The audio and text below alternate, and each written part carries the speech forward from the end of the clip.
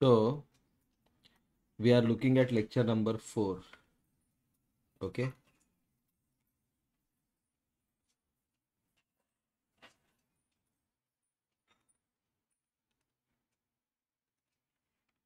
Of motion.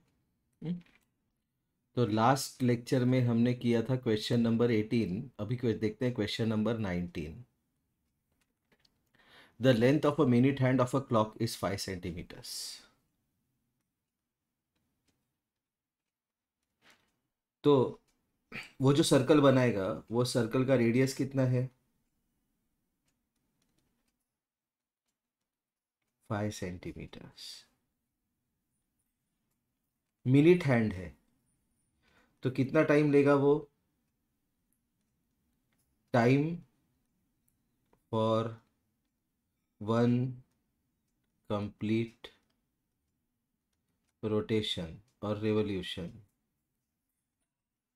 For one complete circle कितना time लेगा वो? 1 आवर. मिनट हैंड 1 घंटे में कवर करता है एक सर्कल. ठीक है, तो 1 आवर मतलब 1 into 60 minutes into 60 seconds मतलब 3600 seconds. Calculated speed. स्पीड चाहिए उसका. क्या होगा स्पीड? स्पीड होता है डिस्टेंस अपॉन टाइम.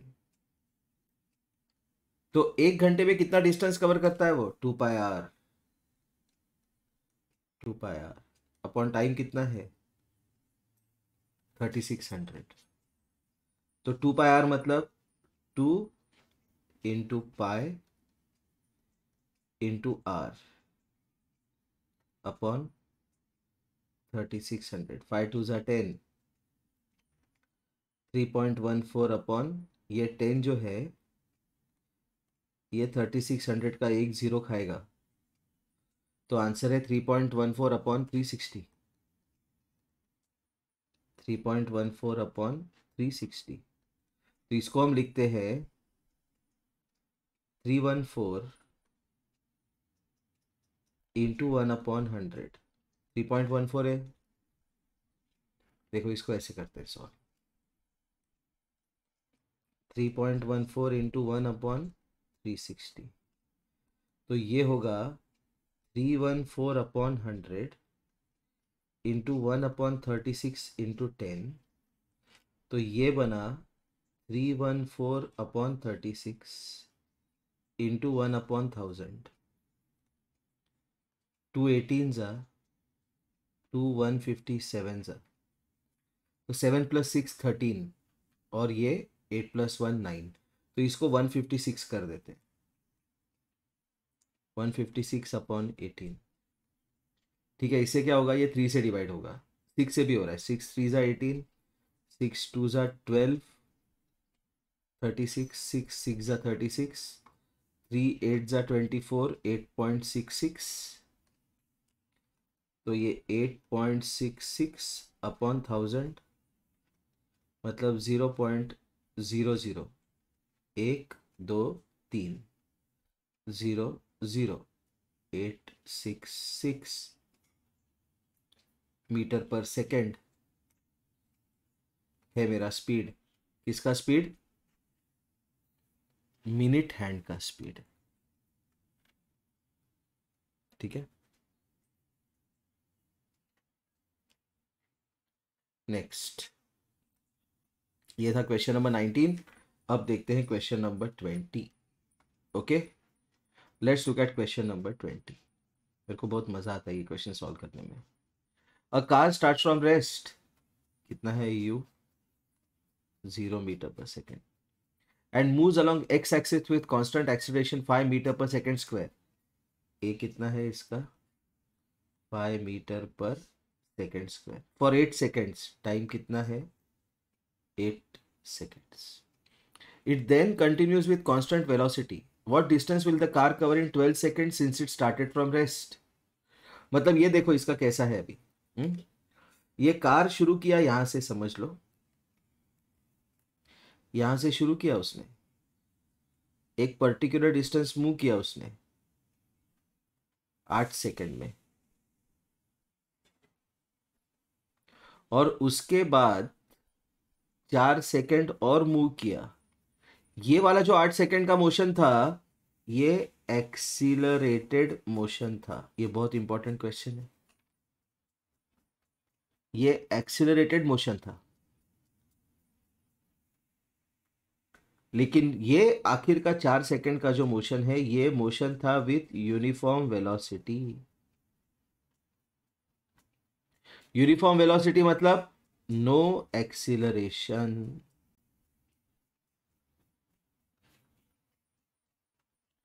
ओके, तो अभी देखो, पहले 8 सेकंड के लिए अपने को क्या चाहिए, distance covered in 12 seconds from start. तो पहले 8 सेकंड के लिए ए टू बी के लिए एस कितना है, UT plus half a t square, 0 plus half a t square, T square मतलब 8 का स्क्वायर 64, 232 जा 32 इंटू 5 160। कैसे निकाला मैंने 32 इंटू 5 160 इतने फास्ट? मैंने किया 32 इंटू 5 को किया मैंने 32 इंटू 10/2, 216 जा 16 10 जा 160। तो ए टू बी डिस्टेंस कितना है 160 मीटर। लेकिन अभी वो यूनिफॉर्म वेलोसिटी से मूव कर रहा है, तो कौन से यूनिफॉर्म वेलोसिटी से मूव कर रहा है, वो यूनिफॉर्म वेलोसिटी से मूव कर रहा है जो उसने अचीव किया जब वो ए से बी मूव किया। तो अपने को फाइंड करना पड़ेगा velocity at B. v is equal to velocity at B. B पे उसने कोई वेलोसिटी अचीव किया, क्या है v, u plus A T. u कितना है 0, a कितना है 5, t कितना है 8, 8 5 जा 40। तो उसका वेलोसिटी बना 40 मीटर्स पर सेकेंड। ये वेलोसिटी अचीव किया उसने 40 मीटर पर सेकेंड का, और अभी इस वेलोसिटी से 4 सेकेंड मूव किया यूनिफॉर्म वेलोसिटी से for next 5 seconds, for 4 seconds, for next 4 seconds, मतलब बी टू सी उसका यूनिफॉर्म वेलोसिटी है। तो डिस्टेंस कवर्ड कितना होगा, डिस्प्लेसमेंट कितना होगा, वेलोसिटी इनटू टाइम, क्योंकि एक्सीलरेशन 0 है, एक्सीलरेशन 0 है। ठीक है, तो वेलोसिटी कितना था उसका 40 इंटू 4 160 मीटर। तो पहले 8 सेकंड में वो मूव किया 160 मीटर, बाद में 160 मीटर। तो टोटल डिस्टेंस कितना कवर किया उसने ए टू सी में, टोटल डिस्टेंस कितना कवर किया उसने, total distance is equal to 160 plus 160 which is 320 metres. बहुत इंपॉर्टेंट क्वेश्चन था ये, बहुत ज़्यादा। ठीक है, 4 मार्क के लिए आ सकता है एग्जाम में, इतना इंपॉर्टेंट है।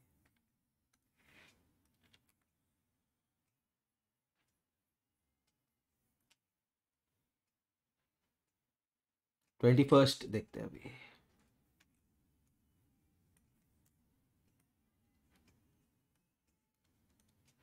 N object is drop from rest at a height of 150 metre. बहुत इंपॉर्टेंट क्वेश्चन है ये, बहुत ज़्यादा इंपॉर्टेंट क्वेश्चन है ये। An object is drop from rest at a height of 150 metres. तो ये है मेरा एक हाइट ए बी, है मेरा हाइट, और ये कितना है 150 मीटर्स। बहुत ज़बरदस्त क्वेश्चन है ये। And simultaneously the object is drop from rest at a height 100 metres. तो यहाँ पे बी से एक ऑब्जेक्ट ड्रॉप किया जिसका initial velocity u1 0 metre per second है, और उसी वक्त 100 मीटर्स पे मतलब सी से, 100 मीटर्स से मतलब सी से एक ऑब्जेक्ट ड्रॉप किया जिसका वेलोसिटी है 0 metre per second. What is the difference in their heights after 2 seconds if both the objects drop with same acceleration? तो हम लोग क्या फाइंड, अपने को क्या फाइंड करना है, 2 सेकंड के बाद उनके हाइट के बीच में डिफरेंस कितना है. Okay, how does the difference in heights vary with time.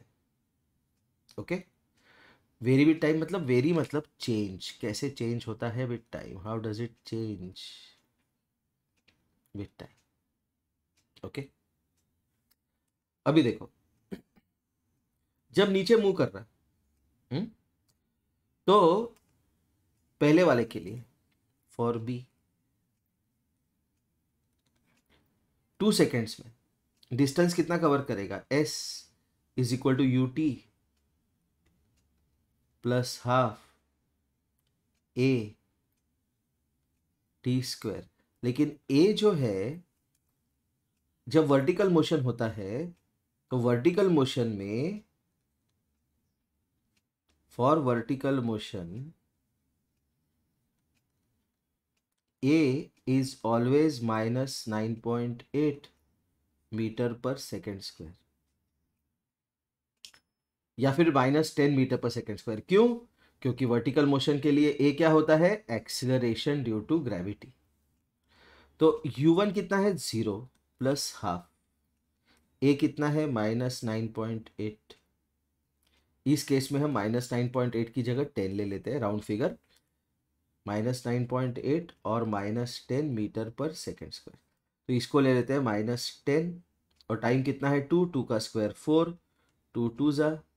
तो ये कितने डिस्टेंस पे होगा, -20 मीटर्स. -20 मीटर मतलब ऊपर से नीचे आया, -20 मीटर्स नीचे की तरफ है, इसलिए डिस्प्लेसमेंट पहले वाले का -20 मीटर बताया.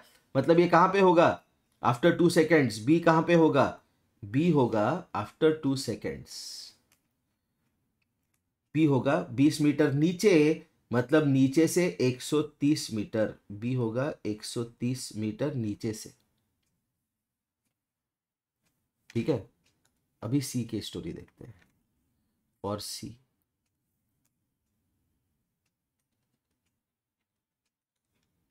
S2 U2T plus half a t square. U2 कितना है, वो भी ड्रॉप किया है, 0 प्लस हाफ इंटू -10. टी कितना है, 2, 2 का स्क्वायर 4, 2 2 जा. तो ये कितना होगा, -20 metre.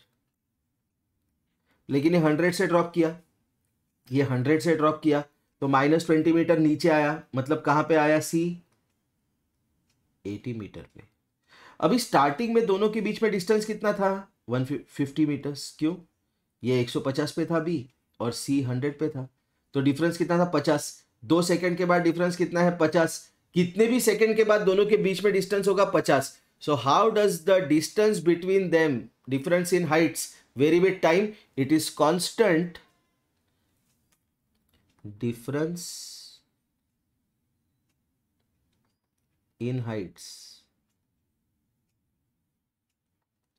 is constant 50 metres. 50 metre ही है दोनों के बीच में डिस्टेंस, कभी भी, अनलेस दोनों में से एक को थ्रो करेंगे, दोनों के बीच में डिस्टेंस कभी भी, डिफरेंस इन हाइट कभी भी 50 ही होगा. ओके, बहुत इंपॉर्टेंट क्वेश्चन है, बहुत ज्यादा. क्वेश्चन नंबर 22 देखते हैं. Question number 22, obtain a relation for the distance traveled when object moving with the uniform acceleration in the interval between fourth and fifth. बहुत ज्यादा इंपॉर्टेंट क्वेश्चन, बहुत ज्यादा important question. Distance traveled by an object moving with uniform acceleration in the interval between fourth and fifth second. Let's consider u is initial velocity.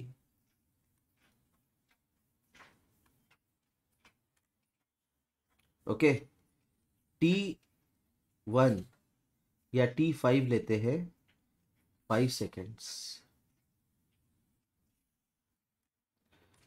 t4 is 4 seconds. A is acceleration, बहुत important question है ये। चला acceleration का spelling ACCELERATION, acceleration. तो क्या बोल रहा है वो कि फोर्थ और फिफ्थ सेकंड के बीच में कितना डिस्टेंस ट्रैवल करेगा वो, फोर्थ और फिफ्थ सेकंड के बीच में। तो distance covered between fourth and fifth second, distance covered between fourth and fifth second is equal to distance covered in 5 seconds minus distance covered in 4 seconds। तो distance covered क्या होता है, distance covered का formula क्या होता है, s is equal to u t plus half a t square, u 5 seconds का u t plus half a t square minus u t plus half a t square, which is equal to 5u plus 25a/2 minus 4u minus 16a/2, 5u minus 4u, u, 25 minus 16, 9, and that is the relation for the distance covered in the time between 4th and 5th second. This is the answer, 22nd question। बहुत important question, बहुत ज़्यादा important है ये।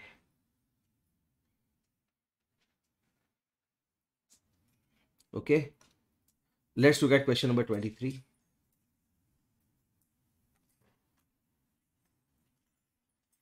Charge up हो गया मैं ये question solve करने का, ऐसे मतलब बाकी के क्वेश्चन बहुत सिली क्वेश्चन थे, ये क्वेश्चन सॉल्व करने का चार्ज अप हो गया। Two stones are thrown vertically upward simultaneously with the initial velocities u1 and u2 respectively, prove that the height reached by them would be in the ratio u1 square is to u2 square, assume upward acceleration is minus g and downward acceleration is plus g। तो अभी देखो इसको solve करते हैं, ये भी बहुत important.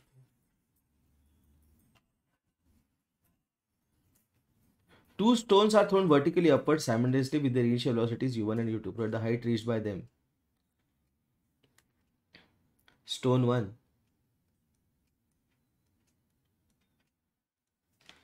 initial velocity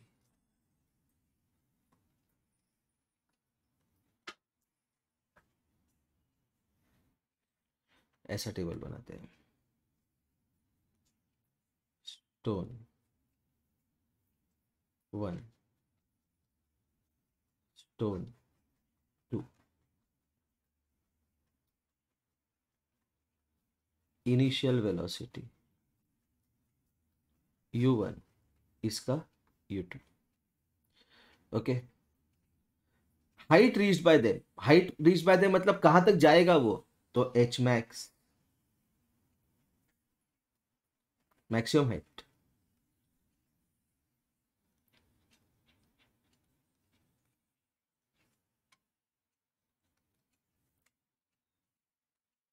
h1 h2।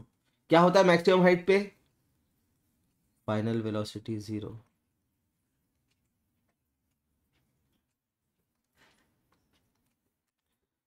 Acceleration क्या है, क्यों फाइनल वेलोसिटी 0 है, क्योंकि एक्सेलरेशन जो है दैट इज ग्रेविटेशनल एक्सेलरेशन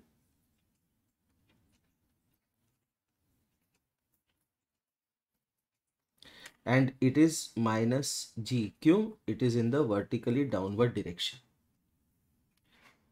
वो वेलोसिटी कम कर रहा है जिसकी वजह से वेलोसिटी रिड्यूस हो रहा है, फाइनली 0 तक पहुंचेगा और वो स्टोन अपना पाथ रिवर्स करेगा, ये हमने देखा था ना। रेशियो ऑफ द हाइट्स चाहिए उसको, h1 और h2। तो सबसे पहले हम लोग फॉर्मूला लगाते हैं हाइट का। कौन सा फॉर्मूला लगाएंगे हम, s is equal to u t plus half a t square. ठीक है, तो अगर हम ये फॉर्मूला लगाएंगे तो अपने को टाइम लगेगा, लेकिन हम लोग क्या फॉर्मूला लगाएंगे, फाइनल वेलोसिटी है तो v1 is 0 and v2 is 0, v square equal to u square plus 2as। कौन सा फॉर्मूला लगा रहे हैं हम, v square equal to u square plus 2as। तो v1 square is equal to u1 square plus 2 minus g into h1।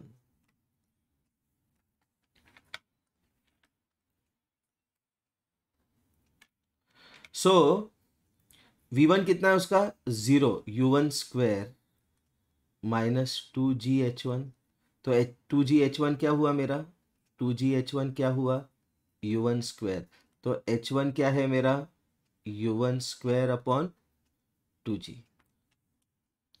ये हो गया पहले वाले का हाइट। अभी दूसरे वाले का हाइट देखते हैं। दूसरे वाले का हाइट क्या होगा, v2 square is equal to u2 square minus 2gh2। Minus 2g अभी डायरेक्टली ले लिया, क्यों, g तो एक्सेलरेशन तो मेरा माइनस है, ठीक है ना। तो फाइनल वेलोसिटी 0 है, इनिशियल वेलोसिटी u2 है, तो इसलिए वो 0 नहीं होगा, 2gh2। So I get u2 square is equal to 2gh2। So what do I get, h2 as, h2 is u2 square upon 2g। So what is the ratio of the maximum heights reached, h1 upon h2, which is u1 square upon 2g divided by u2 square upon 2g, which is u1 square upon 2g into 2g upon u2 square, so which is u1 square upon u2 square। और यही तो prove करना था, prove that the ratio of the maximum height reached by them would be in the ratio u1 square is to u2 square। तो h1 upon h2 का answer क्या आया मेरा, h1 अपॉन h2 क्या है मेरे को answer, u1 square upon u2 square. Okay, आगे देखते हैं। A motorboat starting from rest on lake accelerates in a straight line at a constant rate of 3 meter per second square for 8 seconds. Motorboat starting from rest, u initial velocity कितना है 0 metre per second, accelerates in straight at a constant rate of a कितना है 3 metre per second square, for time, time कितना है 8 seconds. How far does the boat travel during that time, s find करना है। s का formula है अपने पास equation ut plus half at square. तो u कितना है मेरा 0, तो 0 into T 0 plus half into a into T का स्क्वायर 64, 232 जा 32 इंटू 3 96, तो 96 मीटर्स ट्रेवल करेगा मेरा boat. Okay fine, let's look at question number 24। An object starting from rest travels 20 meters in first 2 seconds and 160 meter in next 4 seconds. What will be the velocity after 7 seconds from the start? बहुत important question है ये, बहुत ज़्यादा important question, बहुत ही ज़बरदस्त important question. Let's look at this question ना। 24, मज़ा आ गया ये क्वेश्चन देख के। देखो, रेस से स्टार्ट किया इसलिए इनिशियल वेलोसिटी है 0 मीटर पर सेकेंड। उसके पाथ का डायग्राम ड्रॉ कर देते हैं हम। ये यहां से शुरू किया ए से, ठीक है, travels 20 metres in first 2 seconds, A से बी गया 20 मीटर मूव किया, टाइम लगा उसको 2 सेकेंड। तो फर्स्ट वाले के लिए मतलब ए टू बी के लिए उसका डिस्टेंस कितना है, मतलब डिस्प्लेसमेंट 20 मीटर, टाइम कितना है उसका 2 seconds, and 160 metre in the next 4 seconds. अभी नेक्स्ट 4 सेकेंड्स मतलब वो सी पे पहुंचा, कितना मूव किया उसने 160 metres in the next 4 seconds. मतलब अभी ये नेक्स्ट 4 सेकेंड्स का नहीं करना है हमें यहां से यहां तक का करना है। तो सेकेंड जो अपना होगा वो होगा ए to C.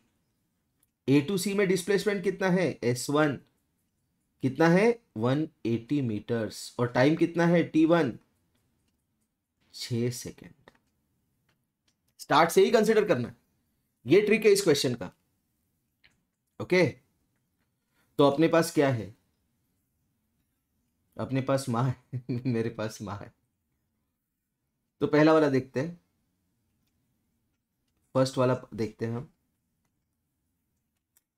S is equal to u t plus half a t. ठीक है, पहले वाले का ब्लू में लिख देते हैं तो कंफ्यूजन नहीं रहेगा। ब्लू वाला पहला वाला है। S इज इक्वल टू, यहाँ पे लिख देते हैं, S is equal to u t plus half a t square. तो S है मेरा S20 is equal to u t plus half a t, कितना है 2 सेकेंड, 2 स्क्वायर, 2 2 ज़ा 4, तो ये 2 कट गया, तो मुझे मिला 20 is equal to 2a, therefore 20 is 2a, therefore a is equal to 10 metre per second square. तो ये एक्सेलरेशन है उसका, पूरे मोशन के लिए ये एक्सेलरेशन रहेगा, पूरे मोशन के लिए यही एक्सेलरेशन रहेगा। ठीक है, अभी देखो क्या हो रहा है, अभी 6 सेकेंड में वो 180 मीटर मूव कर रहा है इतने एक्सेलरेशन के साथ, starting from rest. Okay fine, तो देखते हैं ये एग्री हो रहा है क्या। फाइन, अभी अगर हम इस पर्टिकुलर प्रॉब्लम को इस तरह से सॉल्व करेंगे, 160 metre in next 4 seconds. Okay, तो 6 सेकंड में कितना मूव करेगा वो देखते हैं। तो अगर वो टैली हो रहा है तो अपने को ये मेथड अप्रोच करना बराबर है।